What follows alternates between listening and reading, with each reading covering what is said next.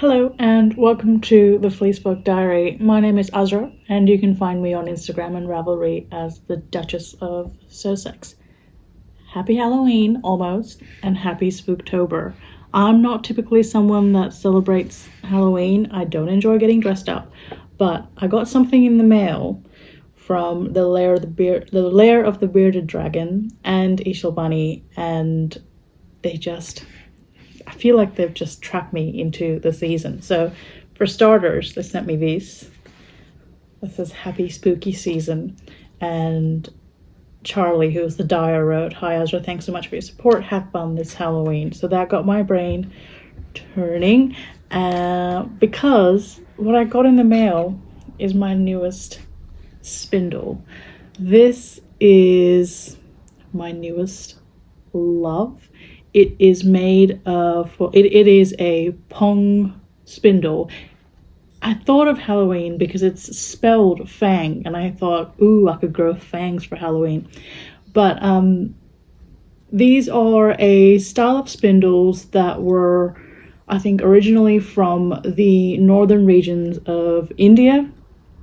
I believe in a region called Ladakh. I'm not Indian, but I am keen to do more research on their origins and what they're used for. From what I've read, the women of Ladakh used Pong. I've heard people say Pong, P-O-N-G, that's how it's pronounced, but I saw someone write a paper or do a dissertation on the spinning traditions in Ladakh, and she said it's a hard P and a long A, which makes me think it's maybe Pong or Pong instead of Pong. I guess it's kind of an American Pong. Sometimes the vowel kind of stretches out. Anyway, this one is from the Lair of the Bearded Dragon. I tried a friend's recently and I didn't think I was able to spin on something like this. So I guess what's different about a Pong is that there's no whirl. So it's kind of like, I don't know, wearing a dress without a belt. It's just got this sort of pronounced belly, kind of a lotus shape, kind of like a tulip bud. I think these are also called goddess spindles by some, and this one is from the Lair of the Bearded Dragon. If you don't know the Lair of the Bearded Dragon, I believe his name is Paul, who's the spindle maker, and Charlie McCaffrey, who runs the Ishal Bunny luxury fibers and yarns here in Australia.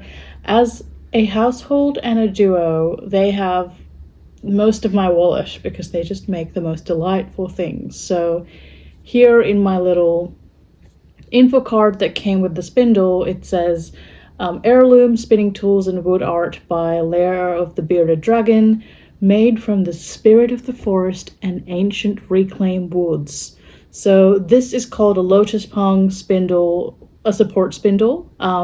It is made of tulip wood, which is ideal because it looks like a tulip bulb. It is 35 grams and 27.6 centimeters in length or in height, and has a diameter of 30 millimeters, it says. Is that right? Everything made by the Bearded Dragon is part of the magic of the forest, lovingly cherished and hand-turned, carved and cared for. That's gorgeous. And I have some care instructions here as well. It says to keep your spindle or bowl away from direct sunlight and in a room where there is a consistent humidity level to limit seasonal expansion and contraction. For spindles, it is best to lay them flat in a protective box and to not use water or harsh chemicals to clean, but gently wipe with a soft cotton cloth. There is a note here on saying that you can apply a little beeswax or wood care oils, and to always go with the grain. I don't know what any of that means. Don't mind me, my entire phone just collapsed. Anyway, I was showing you the characteristics of this, and I could just twirl and look at this forever. It's so enamored. I'm new to the world of supported spindles. And I have a couple from Crivelli Spindles, and Crivelli always sends their spindles, or used to. They've just, I think, gotten a system where they do separate the two.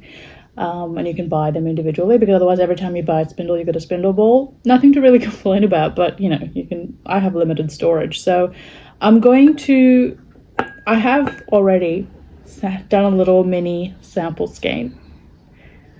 It is the world's smallest skein. These are really cute. I might do a video on how I do these, or how I learned to do this from my friend Mia. But it spins beautifully. I tried it on this like random ceramic bowl that I have. This is not a spinning bowl, it's just a random ceramic bowl. And it works. Oh, hello. It works. You know, spins forever. I'm keen to try this as well, which is from a Crivelli spindle that's a wooden base. I feel like with every spindle you kind of have to try and see what works for you. Another treat in my stash is that this year for Tour de Fleece I spun also with my local hand spinners and weavers guild, and they sort of randomly chose winners at the end of the run, and I won, I think, the yellow jersey or maybe the white jersey. And as part of that gift, in addition to like 200 grams of free fiber from their shop, was a lovely lady called Jan Welch that was going to make and give the winner a handmade spinning cushion. And I've been wanting an opportunity to show this. She also made a spindle cover that I'll show in a different video. But I was so touched by this because this is hand spun and hand woven and then hand stitched and stuffed. And it's a perfect little cushion to rest your, what are these called? Spinning bowls or other implements, especially if you're sitting on the couch and it's on your lap and not on a hard surface like my table here. So we'll try that too. And hopefully you have a good enough angle. Now, with every time I purchase a spindle, I feel like it's customary for them to send you a bit of fiber to play with as well. And from Paul and Charlie, I received this bit of merino that's 22 micron merino and a little sort of tuft of it. This does look, it doesn't look carded because supported spindling is for a woolen spin and not a worsted spin. Ideally you would have some carded fiber, and that's to say that the fiber is kind of jumbled up and it's not really combed into thin sort of staples lying on top of each other in sequence. This feels like it's that. So when I did my little sample, I actually took a braid that I have and pulled off a bit of the staple and then spun it from the fold. But what recently also happened is that Fibre Arts Shed, just on a random, I don't know, Tuesday, was like, oh, we have a lot of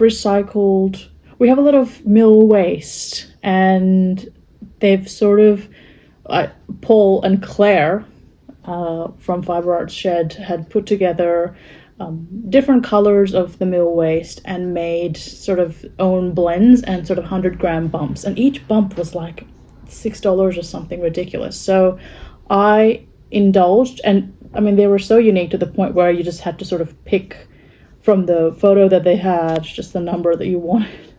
So I picked two, and I think these two would work well together in some combo spin.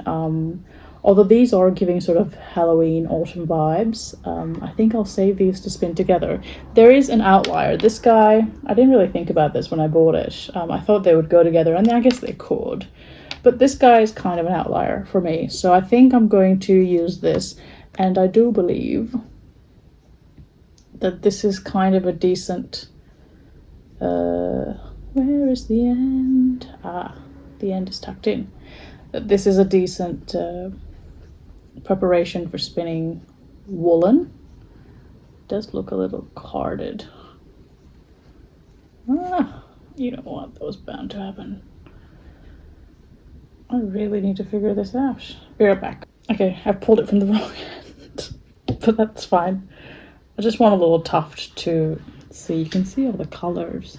It's sort of into the blue and the browns, and then some red coming in as well. I'm just gonna pull that, see how we go. This isn't just for my entertainment and for me to see how I progress with supported spindling, because I have no tips to give anybody, unfortunately, so I'm just going to see how this spins. And you can watch me struggle and maybe feel better about your skills.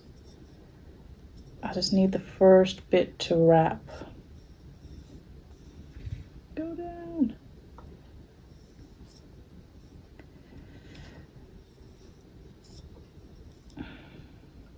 Okay. I'm going to secure that end. There we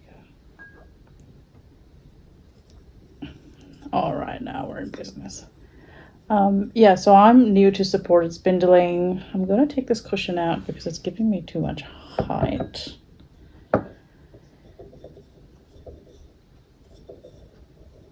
And I got I'm just going to do a little spin and chat, I guess.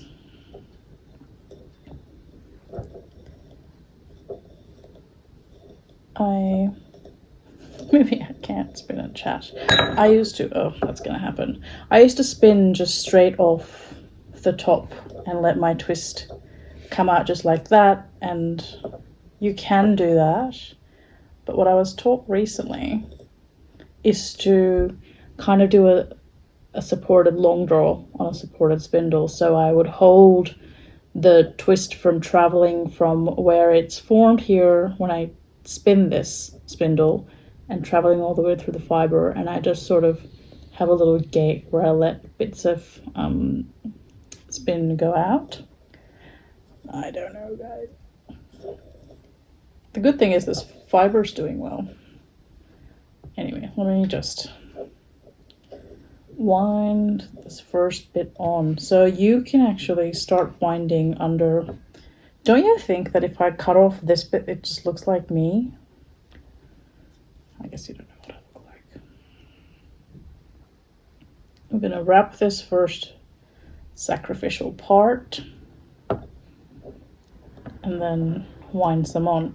So this isn't spinning for nearly as long, but something interesting that at the moment, at the start, something interesting that I learned about Pong spindles is that the more fibre you have on it, the longer it spins.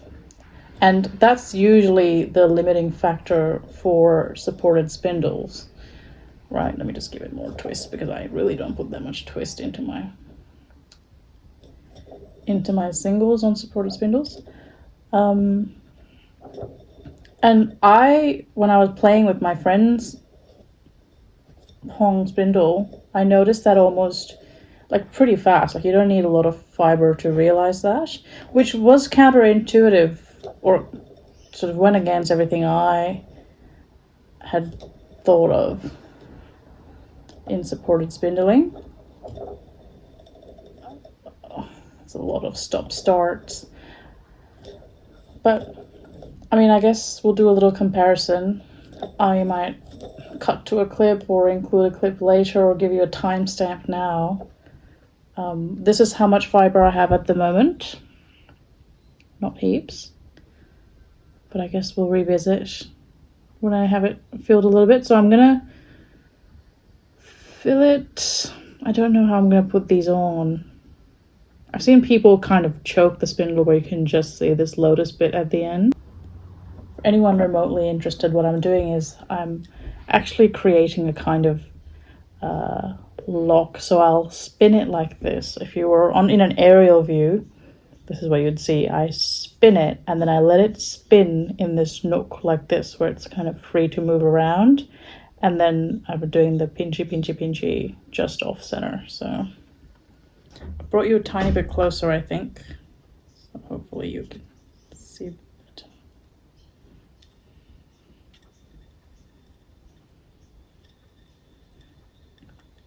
Yeah, I've seen, I think Spin-Off magazine. Whoop! The other good thing about Pong spindles for me is that this entire thing is one bit of wood, so it doesn't have a delicate whirl. I do have some decorative ones, but every time I drop it, I sort of, because supported spindles are not cheap, right? So I get a little anxious, but with these, they're pretty solid. I mean, I wouldn't want to chip any of these off, but it's okay if it topples a bit, I think. I don't know.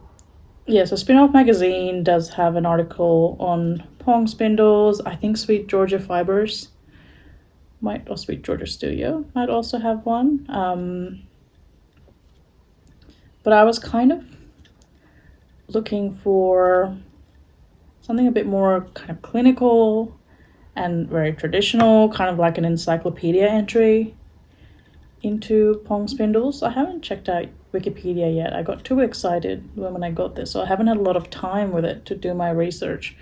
But I did see this one website and article that linked to some textile conference page from this person that had visited Ladakh, the region in North India, where to learn about how these ladies were spinning on I'm scared.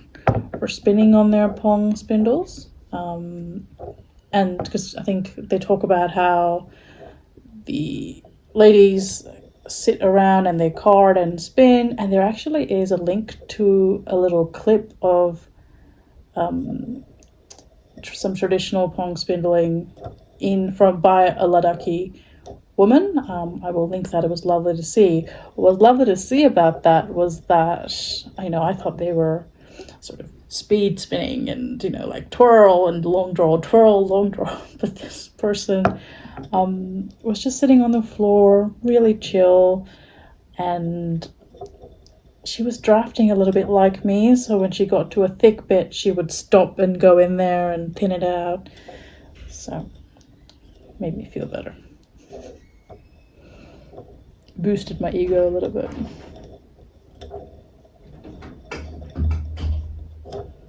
It's thinning out a little. It's thinning out. I bring it right in. This is one thing I learned from Soulful Spinning from Lisa, was that twist likes to go to the thinnest part of the fiber. So sometimes, especially when I'm doing long draw or a woolen spin, I think, I'll just add a bit more spin and the spin will grab on to the fiber supply. It just kind of sits.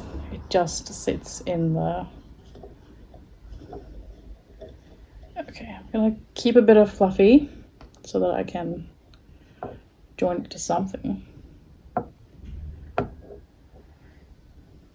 Keep going.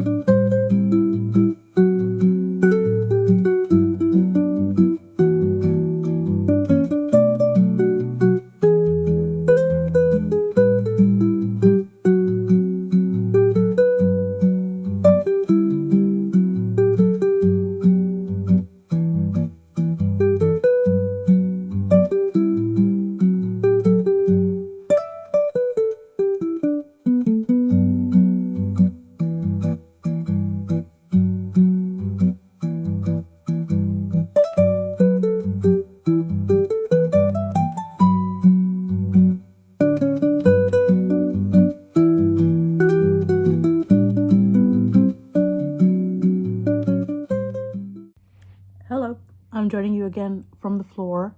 Are you floor people? I feel like even when I have lovely couches that are really comfy, I'm always opting for floor. I love floor. Anyway,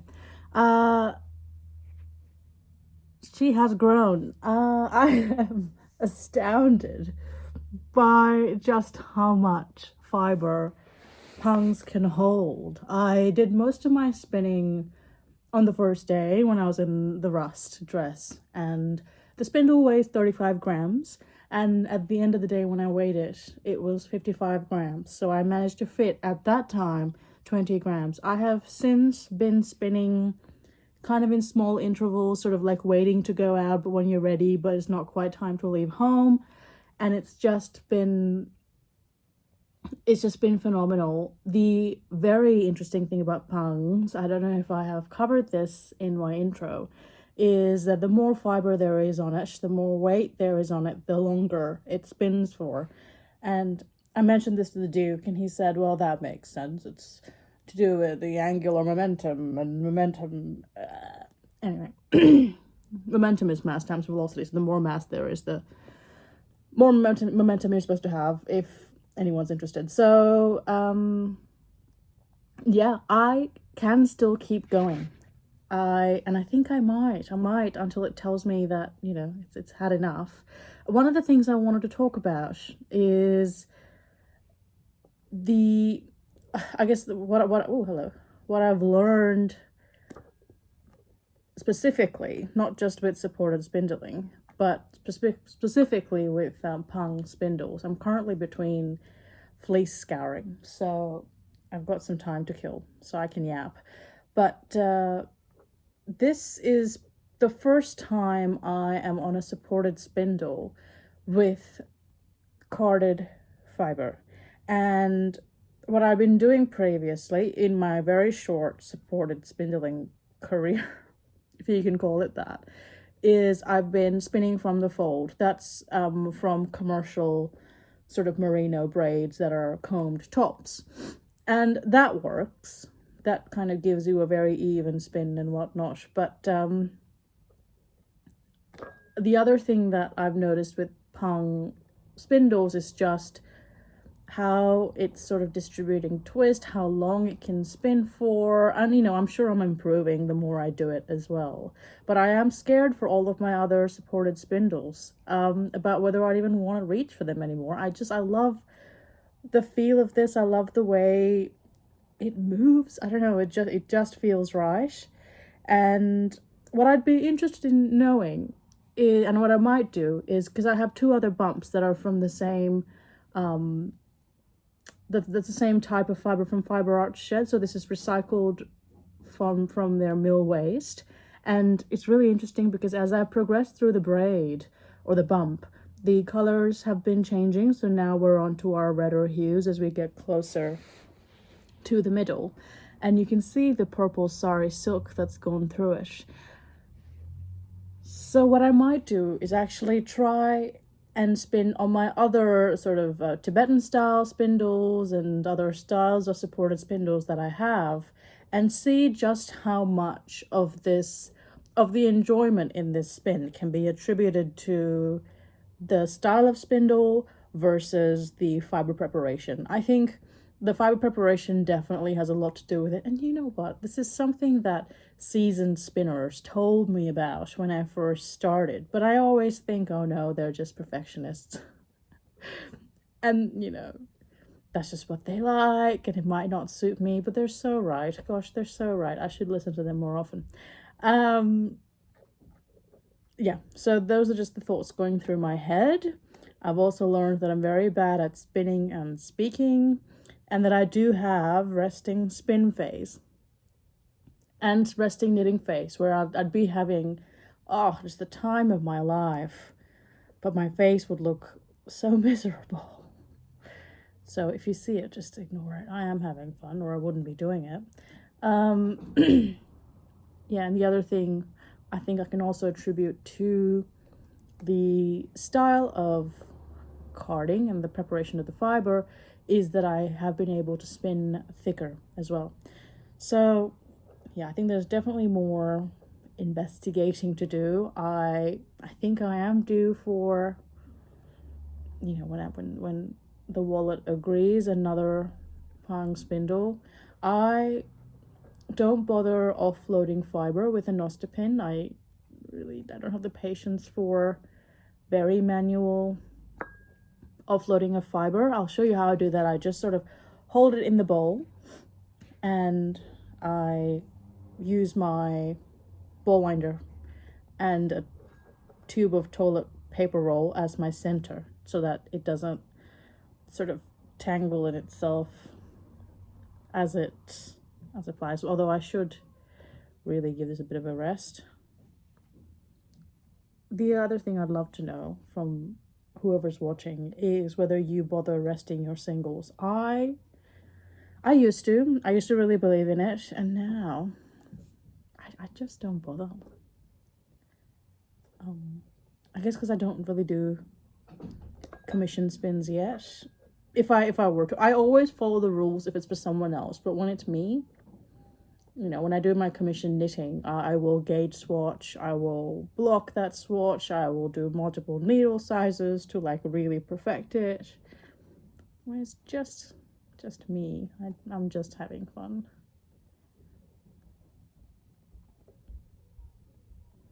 Okay, let's move on this on. But yeah, the prep of the fibre has also meant that it's much easier for me to join when things thin out and things break. I've noticed that because it is, I think, been carded a few times, the broken end of my spun singles marry with the carded fibre source really quite easily, and it's kind of a pretty even spin for me as far as spindles go. Is never my neatest spin on spindles yet, but given the speed of this, I really can suddenly believe people that do full sweater quantities, shawl quantities. I think Andrea Mowry had done one, and I was thinking, God, woman, you're crazy. But I can see how people like it, like enjoy it, and how it can spin up really fast. I mean, obviously, the women of Ladakh have been doing this for centuries, eons, so, you know,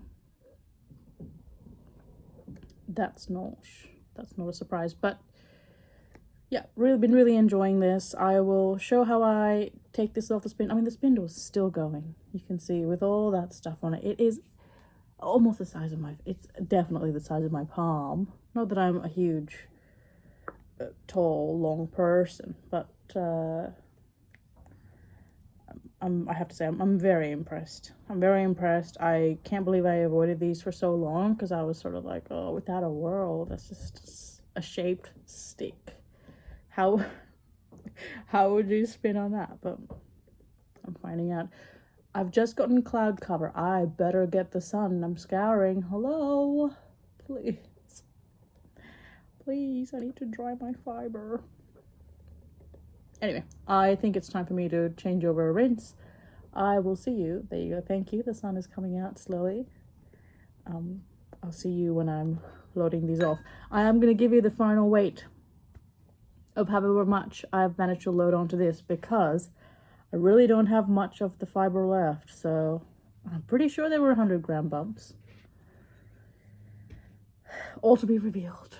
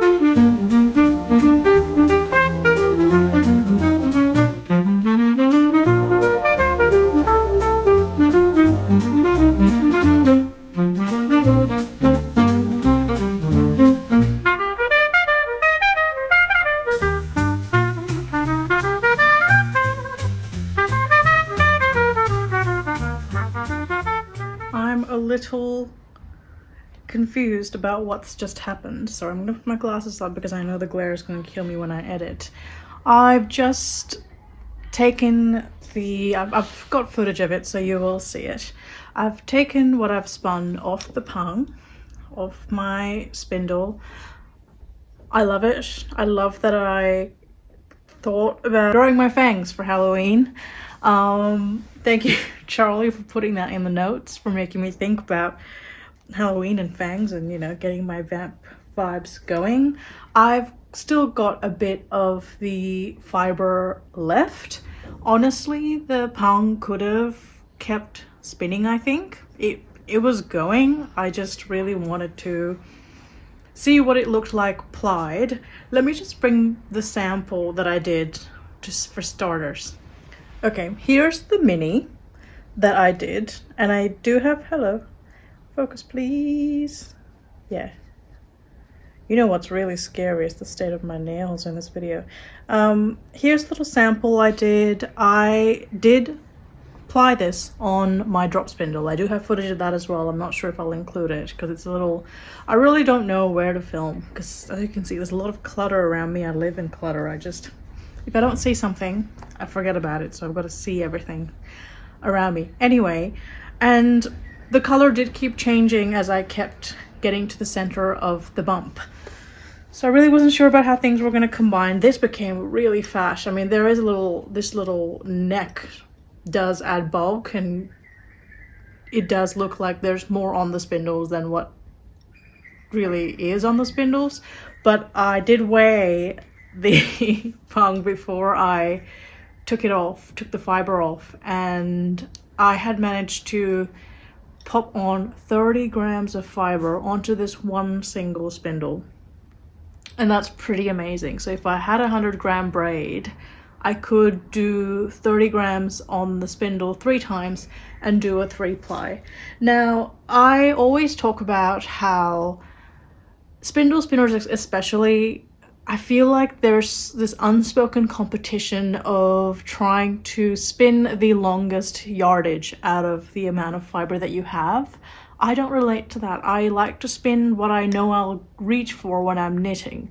And my preferred knitting spectrum in terms of weight is sport to DK weight. And maybe even worsted. You know, it goes kind of quickly and it doesn't linger. And I mean, I knew I was doing a woolen, that is long draw spinning on spindles, and then I was doing kind of a woolen, I was aiming for a woolen yarn. But let me just show you the finished yarn. I really didn't like the colors as singles, and I really struggled with that. But now that I've plied it, I kind of love it. And it is incredibly squishy. Like, this is 30 grams. This is a 30-gram skein. It's so plump, and I actually really love how the colors are blending. Please focus. How they have blended. It is sort of muddy, but still got a lot of interest. You'll see it's a really loose ply, but I'm really loving how it's very soft. It's absolutely next to skin soft. Very loose ply. Oh, hello. To the point where it's coming off. I'll take it out of this. And the other thing I noticed was that when I took it off my Niddy Noddy, it was pretty balanced. It didn't sort of twist on itself. So I have to say, pretty happy with it.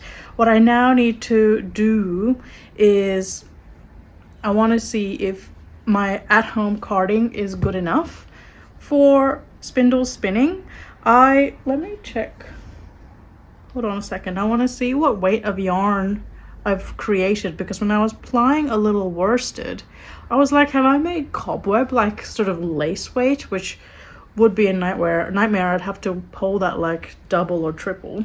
I've got my 1121 windmills wraps per inch tool. Let me try to see how many wraps I've got. Really should have done this in this game. You know what? I'm not gonna do the wraps per inch because I know it's gonna be quite a few wraps. Yeah, I have made lace, but it's a woolen lace. Yeah, I've definitely made a woolen lace. Does that exist? But I think it might bloom and knit. So this is unfinished. I haven't washed it. And do you know what? In theme with the video, the sky has just gone absolutely dark and there's wind and gusts of wind everywhere. And I do have rain forecast for pretty much the rest of the week. So happy Halloween. So many scary things have happened, including spinning a weight of yarn I'm not used to. That's probably the scariest of all. Thank you so much for tuning in. I hope you give spindle spinning a go. It's definitely sparked an interest in me, like enough to keep going, enough to do it more often, because I do tend to reach for my Turkish spindles more than my supported spindles. But if you can get your hands on this, I think it's absolutely worth it. I would love to explore other goddess or pang style spindles from other makers, and potentially add another from the Lair of the Bearded Dragon to my collection. I hope you've enjoyed watching me. I don't think it's a fail. It's just different. It's so not what I was expecting. I think I'm gonna grow to absolutely love it. But yeah, good spooky colors on theme. So there you have it. Thank you for watching, and I'll see you next week, hopefully.